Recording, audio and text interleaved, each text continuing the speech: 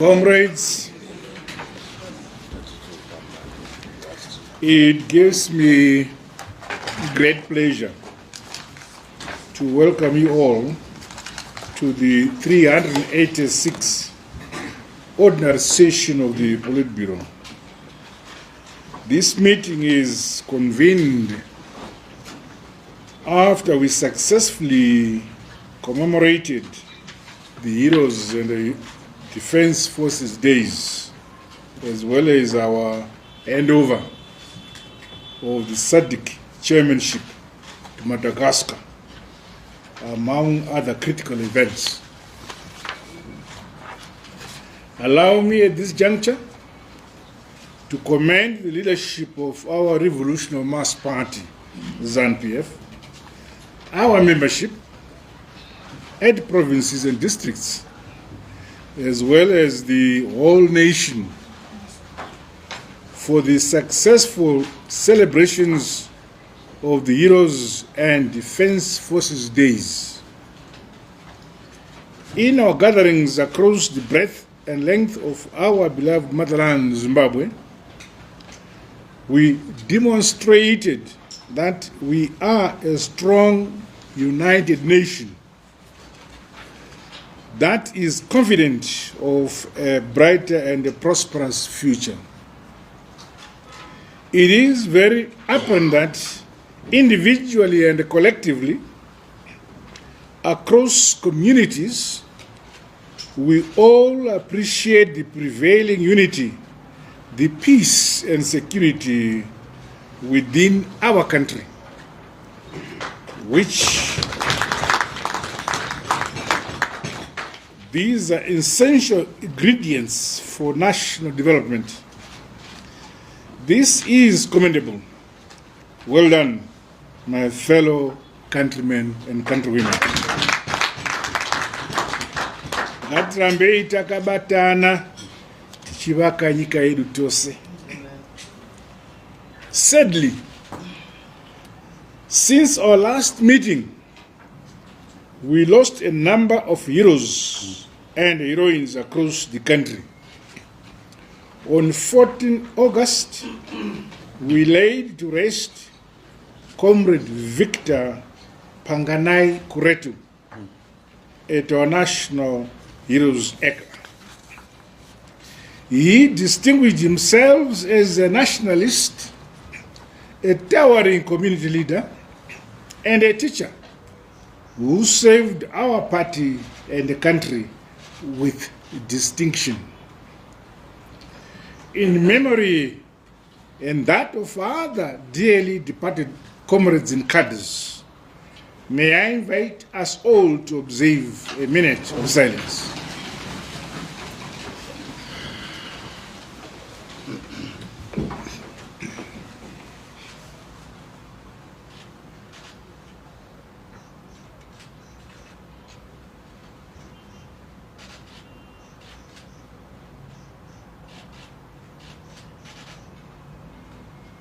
Thank you. Comrades, the ideology and practical strategies which informed our protracted armed liberation struggle must always remind us that we are a people's party.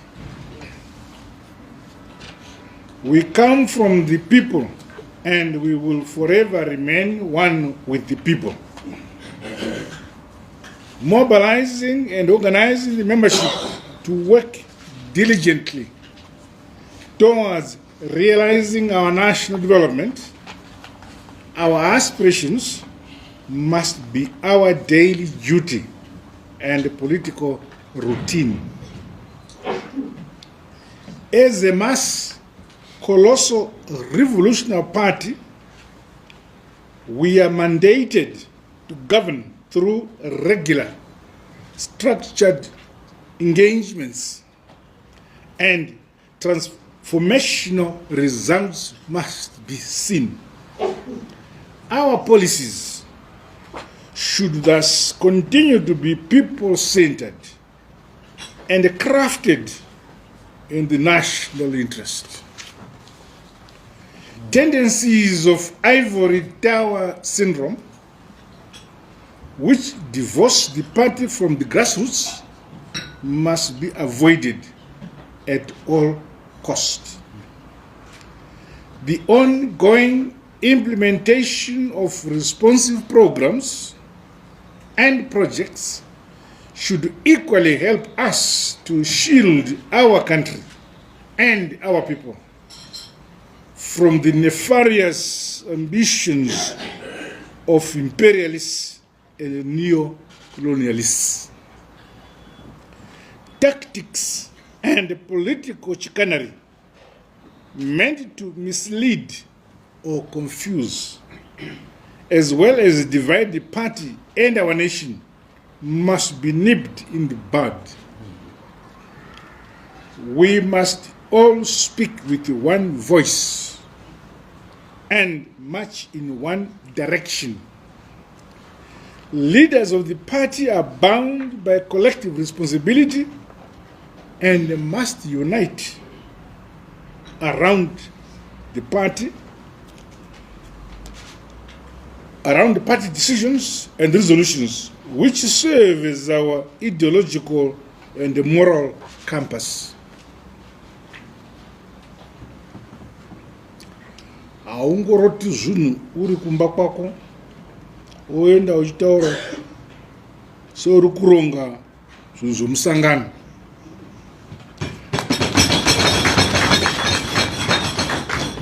Our communication to our people must be disciplined.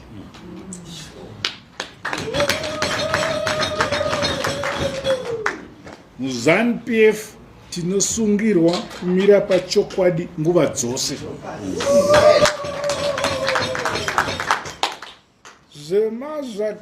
Mazvake pasinazvo. My dear comrades, I was pleased with the outcome of my engagement with members of our Youth League during their National Assembly meeting.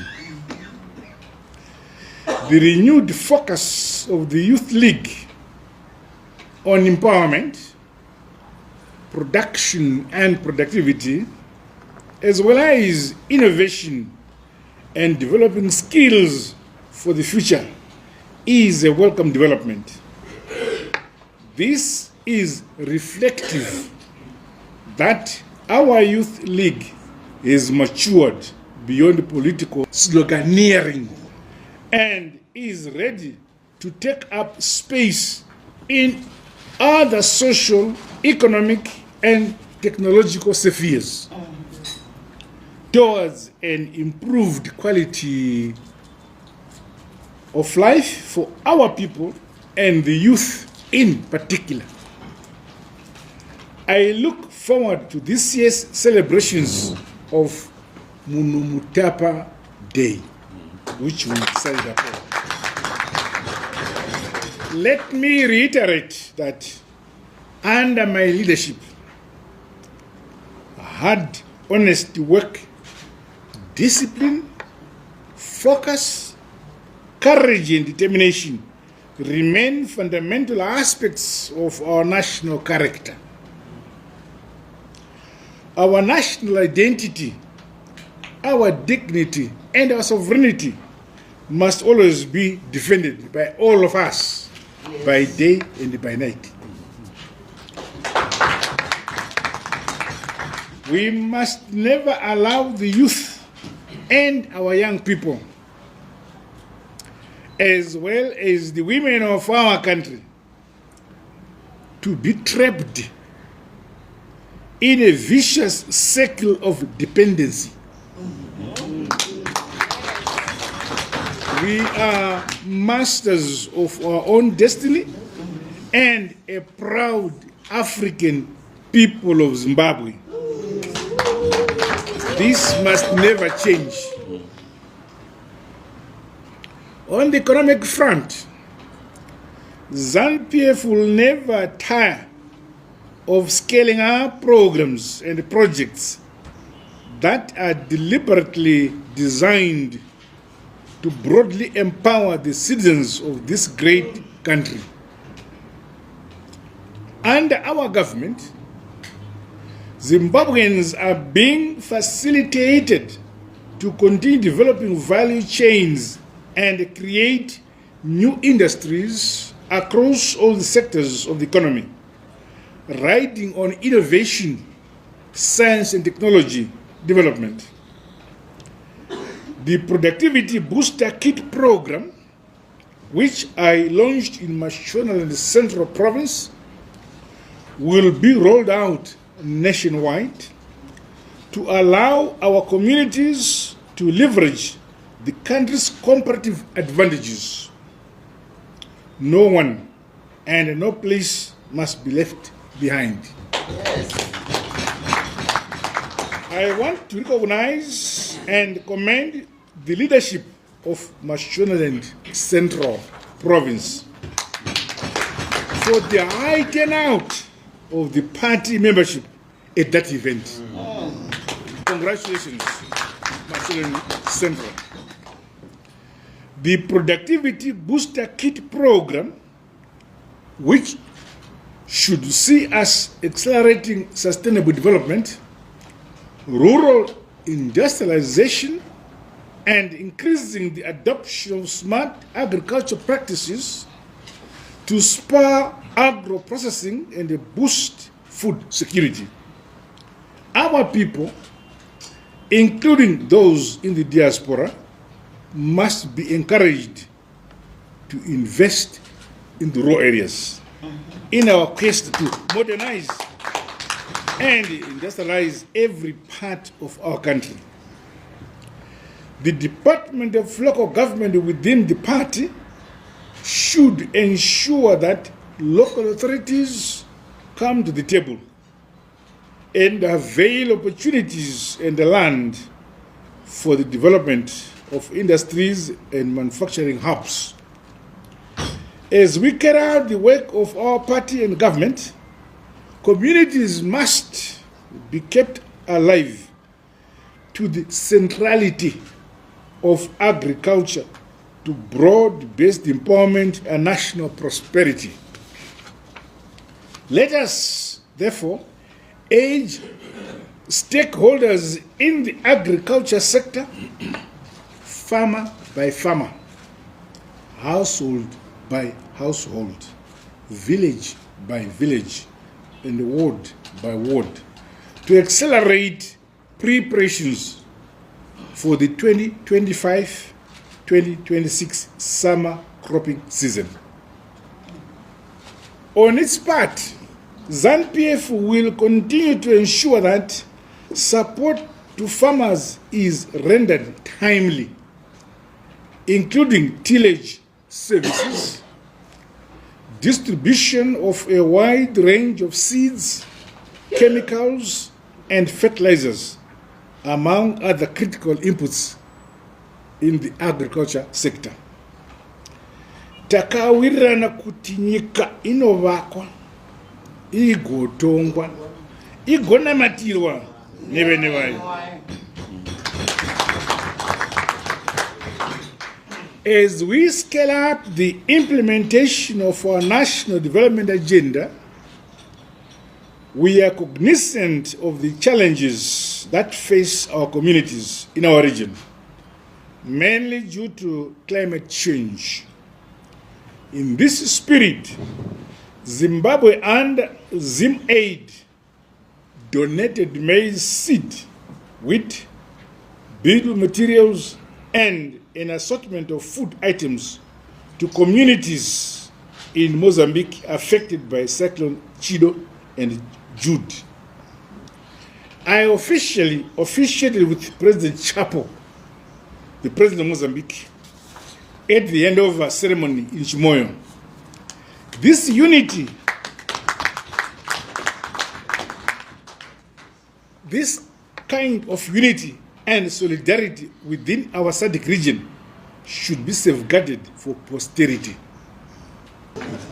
Comrades, allow me to once again commend the people of our regional President PF and all stakeholders within our borders and beyond for their cooperation and solidarity during our tenure as chairman of SADC. Congratulations. Let us continue to support programs and projects of our august regional body, now under the chairmanship of our sister republic of Madagascar. Zimbabwe is a friend to all and an enemy? Good. We thus hail the mutually beneficial relations that our country enjoys within the Committee of Nations. The outcome of the 9th Tokyo International Conference on Africa's Development, TICAD, are of critical importance to our ongoing national development trajectory. The summit, held under the theme and accord, co-create innovative solutions with Africa, and of course, provided practical partnership and investment opportunities as we search for homegrown solutions towards the modernization, industrialization, and growth of our respective economies on the continent. This includes in key areas such as industrialization, trade, infrastructure development, digitalization, skills transfer, youth and women empowerment, as well as public-private partnerships. On Friday, we will host His Excellency Comrade Cyril Matamela Ramaphosa, President of the African National Congress Party and President of the Republic of South Africa, who is the guest of honor at this year's edition of the Zimbabwe Agricultural Show. I call upon the party and the nation to prepare to extend our usual and trademark warm hospitality to our guests on that day. In conclusion, let us all continue doing our part to unite our nation and uphold national patriotism. Our revolutionary mass party, ZANU-PF, carries the weighty duty to maintain the strength and prosperity of this nation by preserving and defending our sovereignty and independence. We must, as the leadership, unflinchingly and with no apologies, provide reliable and dependable guidance in all aspects of governance in our country. I thank you.